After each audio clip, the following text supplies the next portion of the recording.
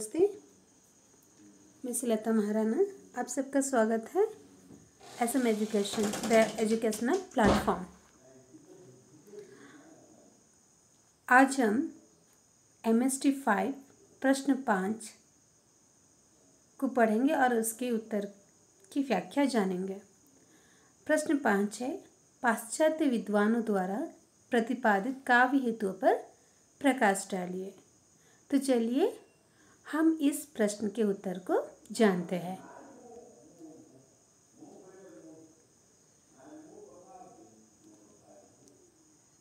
जिस प्रकार भारतीय काव्य शास्त्रों में काव्य हेतुओं पर विद्वानों में मतभेद रहा, उसी प्रकार पाश्चात्य काव्य शास्त्र में भी यह विषय विद्वानों के मत वैभन्य का कारण रहा है।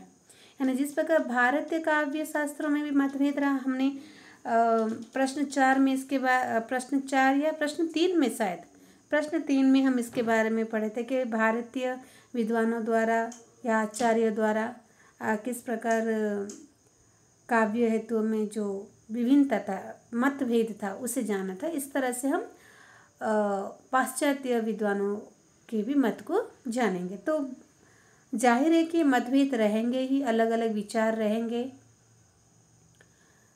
प्लेटो के विवेचन में हम काव्य प्रेरणा का उल्लेख पाते हैं। जो प्लेटो है उनके अनुसार काव्य प्रेरणा का जो उल्लेख पाते हैं वो जब कवि को विक्षिप्त प्राणी और काव्य को विक्षिप्त क्षणों की वाणी कहता है। वह जब कवि को विक्षिप्त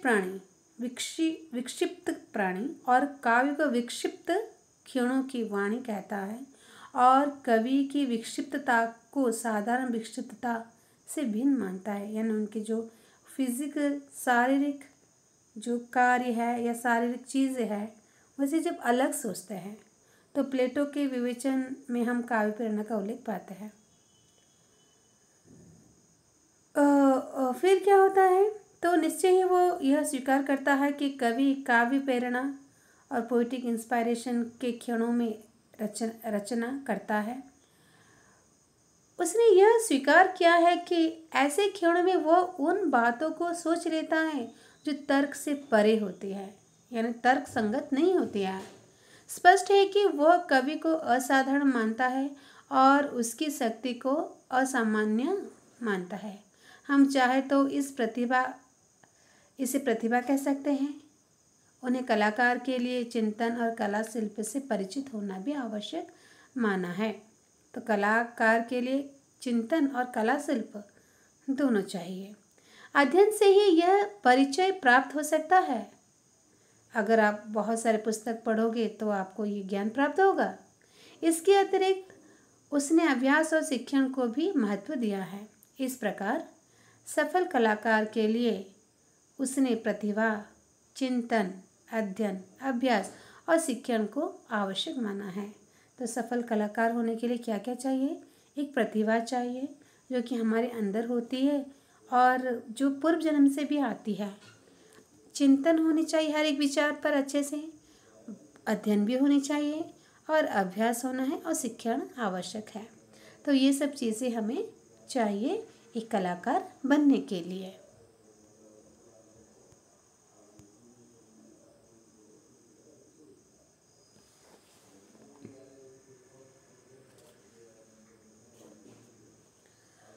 अरस्तु ने कला को प्रकृति का अनुकरण माना है, पर अनुकरण का अर्थ उसके यहाँ कलात्मक पुनः सृजन है। अरस्तु जो है कला को प्रकृति का अनुकरण माना है। अरस्तु के मत में जो कला है वो प्रकृति को अनुकरण करता है, पर अनुकरण का अर्थ उसके यहाँ कलात्मक पुनः सृजन है। कलात्मक पुनः सृजन या क्रिएटिविटी है। अतः कलाकार की कल्पना, स्वतंत्र चिंतन और प्रतिभा का वो आवश्यक मानते हैं। प्राचीन कवियों की कृतियों के अनुशीलन पर भी उनका आग्रह है। अतः उनकी दृष्टि में प्रतिभा, सजगता, अभ्यास, चिंतन, कला, चमत्कार और अध्ययन कवि के लिए अनिवार्य गुण हैं।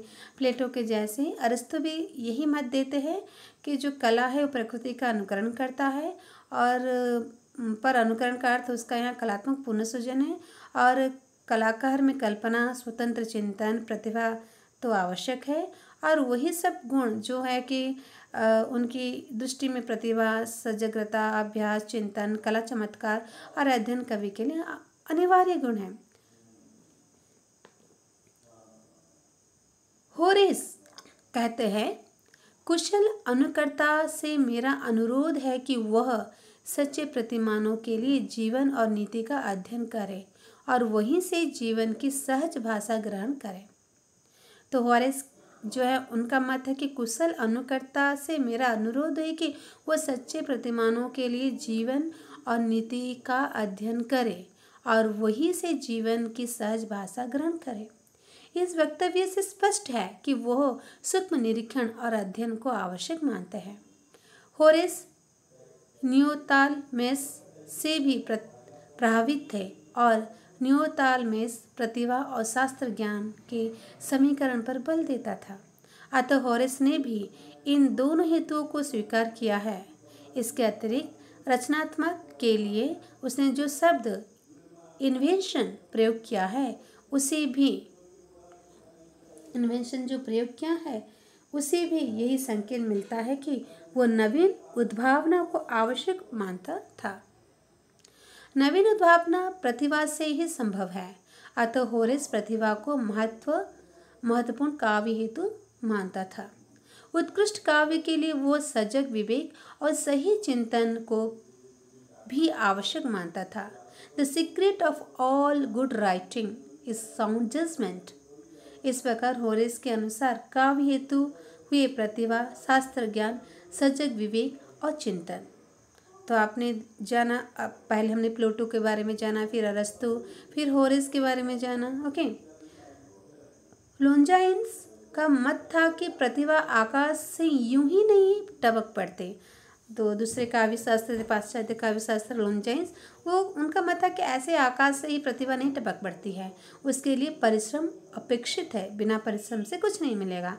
वो प्रतिभा तथा अभ्यास दोनों को काव्य हेतु मानता था।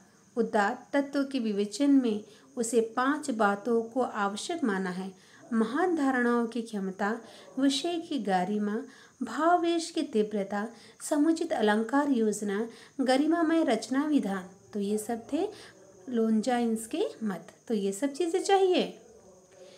इनमें से महान धारणाओं की क्षमता का संबंध प्रतिभा से है और अलंकार योजना, उत्कृष्ट भाषा और गरिमामय रचना विधान का अध्ययन और अभ्यास से। अतः भले ही लोंजाइन्स ने प्रतिभा, अध्ययन और अभ्यास शब्द का प्रयोग न किया हो, पर उसे अभिष्ट यही 3 हेतु थे। तो लोंजाइन्स के भी मत हमने जाना।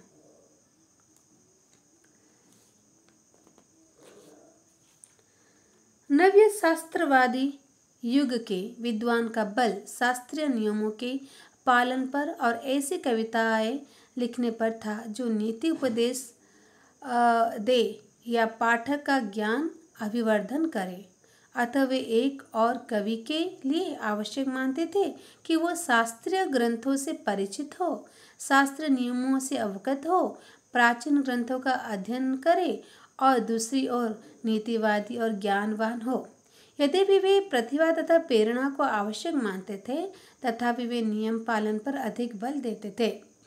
सारांश यह है कि नव्य शास्त्रवादी आलोचना में यद्यपि प्रतिभा, अभ्यास और अध्ययन तीनों को महत्व दिया जाता था, पर प्रतिभा से अधिक मूल्य उनकी दृष्टि में अध्ययन और अभ्यास का था। यह हो गया नव्य शास्त्रवादी युग के जो विद्वान थे वो किस चीज़ों पर बल देते थे, उनके बारे में हमने जाना। डॉक्टर जॉनसन ने नव्य शास्त्रवाद युग के होते हुए भी प्रतिभा को नियम पालन से अधिक महत्व दिया। वो कवि के लिए मौलिकता, आविष्कार शक्ति, कल्पना और सद्विवेक को आवश्यक मानते थे। रोमांटिक काव्य धारा के प्रवर्तक और महान कवि वर्ड्सवर्थ चिंतन और मननशीलता को कवि का आवश्यक गुण मानते थे। चिंतन यानी सोचना और मननशीलता, उसे मन में अच्छी तरह से सोचना, उसे आवश्यक गुण मानते हैं। वो भावना की सच्चाई पर भी पर्याप्त बल देते थे, क्योंकि जो कविता निकलती थी, काव्य खंड निकलते थे और कविता की पंक्तियाँ निकलती, वो भावना से ही निकलती हैं। वर्ड्सवर्थ की दृष्टि से काव्य रचना के लिए कल्पना का महत्व भी कम नहीं है और कल्पना का संबंध प्रतिभा से है। अतः हम कह सकते हैं कि वर्ड्सवर्थ के मतानुसार काव्य हेतु है प्रतिभा, चिंतन मनन, अध्ययन, कल्पना और भावना के प्रति ईमानदारी। कॉलरिंस कवि के लिए प्रतिभा संपन्न होना अनिवार्य मानता है। इसके अतिरिक्त वो भावुकता, विवेक, कल्पना और मानवीयता को कवि के आवश्यक गुण मानते हैं। वो कवि के लिए तत्ववेता और दार्शनिक होना भी आवश्यक मानता है। इतिहास ज्ञान, प्रकृति ज्ञान को भी वो कवि के वांछनीय गुण मानते हैं। यानी आपको इतिहास गुण भी होना चाहिए और प्राकृतिक गुण भी ज्ञान होना चाहिए। पी.वी. शैली कवि के लिए आवश्यक मानते हैं कि वो श्रेष्ठ, परम बुद्धिमान एवं विस्तृत होना चाहिए। उनके वक्तव्यों से स्पष्ट है कि वो प्रतिभा, चिंतन मनन, अभ्यास और अध्ययन को काव्य हेतु मानता है। पाश्चात्य विद्वानों ने प्रतिभा को मुक्त कंठ से अनिवार्य एवं प्रमुख काव्य हेतु माना है, पर वे यह स्वीकार करते हैं कि केवल प्रतिभा से कवि कर्म उत्कृष्ट को प्राप्त नहीं हो सकता। बिना अभ्यास, बिना लोक ज्ञान के जो अध्ययन सापेक्ष है, काव्य का सम्यक प्रणयन नहीं हो सकता। अतः प्रतिभा प्रमुख काव्य हेतु है और व्युत्पत्ति तथा अभ्यास गौण। दूसरे शब्द में कहे तो प्रतिभा निर्मित कारण है और व्युत्पत्ति तथा अभ्यास उपादान कारण है। तो हमें जो चीज़ें हमने यहाँ पर जाना, आपको थोड़ा सा रिकेप कर देती हूँ। कॉलरिंस कवि थे, उनका कुछ अलग सा मत था। पी.वी. शैली, उनका अलग मत था। पाश्चात्य विद्वानों ने कुछ अलग सा मत दिया। डॉक्टर जॉनसन का अलग मत था। वर्ड्सवर्थ जो कवि है, रोमांटिक कवि, उनका कुछ अलग था। नव्य शास्त्रवादी युग के जो विद्वान थे, उनका कुछ अलग सा मत था। फिर लॉन्जाइन्स, उनके अलग मत थे। अरस्तु के अलग मत थे।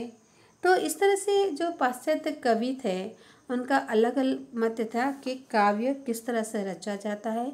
कोई सामान्य व्यक्ति इसे रच नहीं पाएगा और इसे करने के लिए उनके पास क्या क्या गुण होने चाहिए। तो ज़रूर आपको ये MST 5 जो आप पढ़ोगे इग्नू परीक्षा के लिए, आपके लिए काम आएगा। तो आप इसे पढ़िए, समझिए और लिखिए। और आपको अगर ये प्रश्न का उत्तर आपको अगर काम आता है तो अब ज़रूर आप मेरे चैनल को subscribe, like, comment, share and bell icon को ज़रूर प्रेस कीजिए, जिससे आपको नई वीडियो की नोटिफिकेशन मिलती रहे। धन्यवाद।